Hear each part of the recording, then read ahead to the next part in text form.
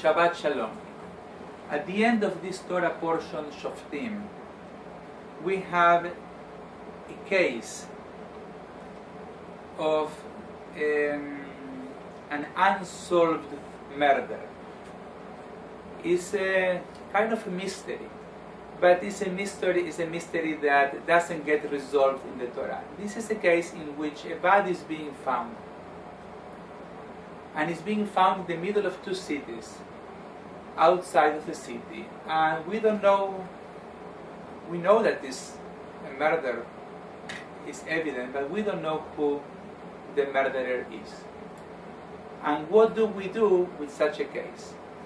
The Torah brings an interesting ceremony called the Eglah Arufah, the decapitated heifer. And basically, they measure from where the body is being found, where is the closest city.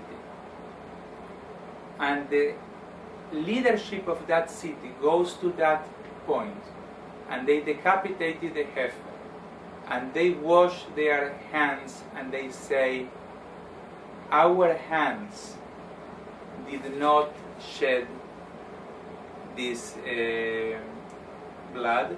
Absolve, O Lord, your people Israel, whom you redeem, and do not let guilt for the blood of the innocent remain among your people Israel. This is a very interesting ceremony, and I would like just to share with you some insights on this strange ritual. And on one hand, I think the Torah is telling us that when you find a body, something needs to be done. Life cannot continue as if nothing happened. And the leadership of the community, the leadership of the society, in this case the leadership of the city, has a responsibility.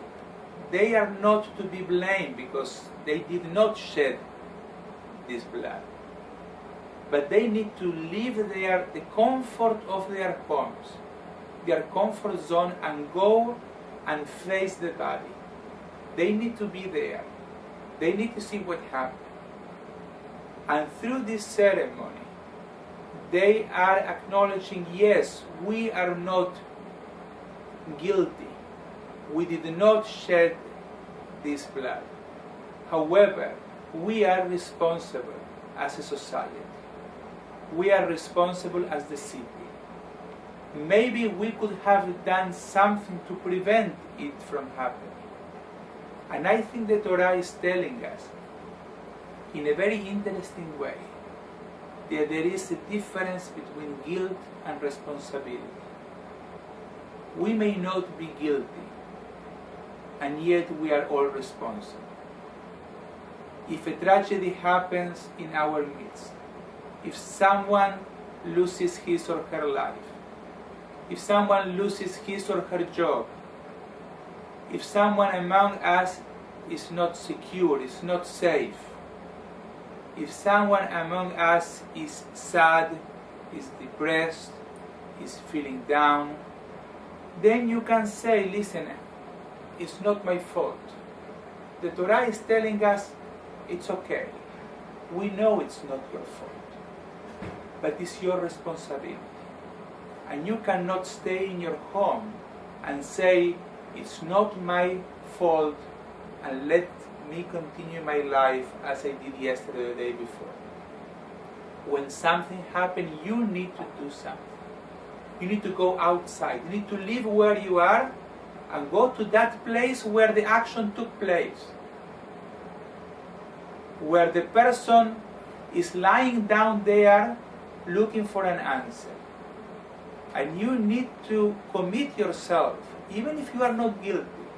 Maybe I will find an answer, and if I cannot solve it now, maybe being aware, being here, is going to help me solve it in the future.